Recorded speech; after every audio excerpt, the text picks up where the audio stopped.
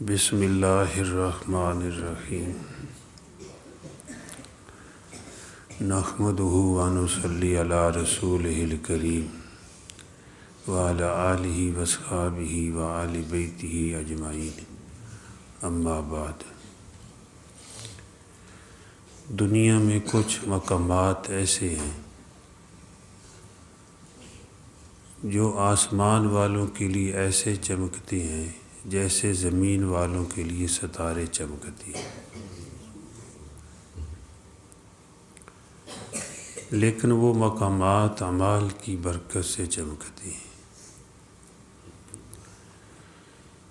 ایک چمک ہے کہ جس کو ہم دیکھتے ہیں، کچھ ایسی روشنیاں ہیں کہ اللہ پاک نے اپنے پیاروں کو، اپنے محبوب بندوں کو، انبیاء علیہم السلام کو، حضور صلی اللہ علیہ وسلم کو دکھائی ہیں۔ ایک حدیث میں آیا ہے کہ جن مقامات پر قرآن پاک کی تلاوت ہوتی ہے، وہ مقامات آسمان والوں کے لیے ایسے چمکتے ہیں جیسے زمین والوں کے لیے ستارے چمکتے ہیں۔ تو ان مقامات سے وہ مراد مدارس دینیہ، وہ گھر جن کے اندر اللہ کے کلام کی تلاوت ہوتی ہو۔ اور دوسرا فرمایا ہے کہ جہاں پر اللہ کا ذکر ہوتا ہو، اللہ کا نام لیا جاتا ہو، سبحان اللہ والحمد للہ ولا الہ الا اللہ واللہ اکبر، درود شریف ہے، اللہ کو یاد کیا جا رہا ہے، اللہ کا ذکر ہو رہا ہے، تو وہ مقامات آسمان والوں کے لیے ایسے چمکتے ہیں جیسے زمین والوں کے لیے ستارے چمکتی ہیں۔ تو ان مقامات سے وہ مقامات مراد ہیں، یعنی مراکز ہو گئے، خانقاہیں ہو گئی، جن گھروں کے اندر اللہ کا ذکر ہوتا ہو۔ کتنے لوگ ہیں جو رات کو سوتے وقت ذکر کر کے سوتے ہیں، دن کو بھی گھر میں جب جاتے ہیں اللہ کا ذکر کرتی ہیں، عورتیں بھی کرتی ہیں۔ لیکن وہ گھر قبرستان ہیں حدیث کے مطابق جن گھروں میں اللہ کا ذکر نہیں ہوتا، جن گھروں میں نماز نہیں ہوتی، وہ ایسی ہے جیسے مردے دفن ہے، کہ غافل جو ہے وہ مردے کی طرح ہے۔ اور جس گھر میں حدیث سے یہ بات ملتی ہے کہ اللہ کا ذکر نہ ہوتا ہو، تو وہ گھر بھی قبرستان کی طرح ہے۔ اللہ مسلمانوں کو بچائے اور سب کو اللہ پاک اپنا ذکر کرنے کی توفیق عطا فرمائے۔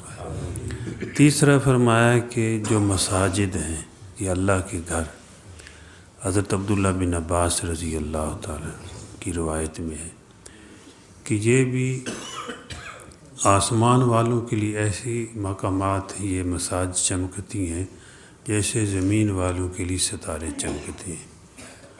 یوں سمجھو زمین کے یہ ستارے ہیں، یہ مقامات جیسے ہمارے لیے جو ستارے چمک رہے ہیں، یہ زمین کے ستارے ہیں۔ تو میرے بھائیو، دوستو، بزرگوں، چاہیے تو یہ کہ ہم بھی اپنے مقامات کو چمکائیں، اور یہ جو مقامات چمکنے والے ہیں، ان مقامات پہ جا کر، انہی مساجد میں یا اپنے بچے مدارس میں بھیج کر یا کسی صورت سے تعلیم حاصل کرنے کے لیے ان مقامات کی برکتوں کو ہم بھی حاصل کریں۔ ایک حدیث میں آیا ہے کہ مومن کی قبر ایسے چمکتی ہے جیسے 14ویں کا چاند چمکتا ہے۔ یہ قبر بھی عالم برزخ میں مومن کا مکان ہے، یہ قبر بھی عالم برزخ میں مومن کا مکان ہے۔ حدیث میں آتا ہے جس نے قبر بنائی وہ ایسے جیسے کسی نے کسی کو مکان بنا کر دیا قیامت تک رہا، اللہ پاک اس کو اتنا ثواب عطا فرمائیں گے۔ تو جو 100 مرتبہ روزانہ کلمہ شریف پڑھ لے گا تو قیامت کے دن جب یہ عالم برزخ کے گھر سے نکلے گا تو آپ نے فرمایا اس کا چہرہ 14ویں کے چاند کی طرح چمکتا ہوگا۔ یہ فضائل ہمیں اس لیے حضور صلی اللہ علیہ وسلم نے بتائے ہیں تاکہ ہم عمل کرنے والے بن جائیں۔ آپ نے فرمایا وہ مزدور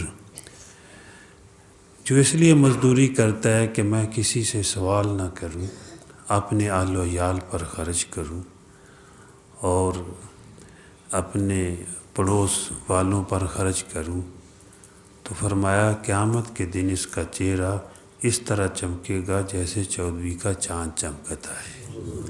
یہ مزدور ہے، اپنے وقت پر نماز پڑھ لیتا ہے، مزدوری کر رہا ہے، لیکن اس کی مزدوری بھی عبادت میں شامل ہوگی، لیکن اس کی نیت ہے کہ میں کسی سے سوال نہ کروں، میں اپنے آل و عیال پہ خرچ کروں، اپنے ہمسایوں پہ خرچ کروں۔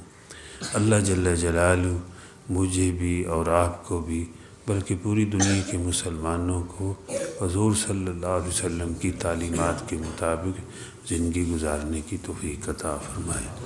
الحمدللہ رب العالمین والصلاة والسلام علی سید المرسلین۔ اللہم انت السلام و منک السلام تبارکت یا ذا الجلال والاکرام۔ ربنا تقبل منا انک انت السمیع العلیم۔ صلی اللہ تعالی علی خیر خلقہ محمد وعلی آلہ واصحابہ وآل بیتہ اجمعین برحمتک یا ارحم الراحمین، آمین۔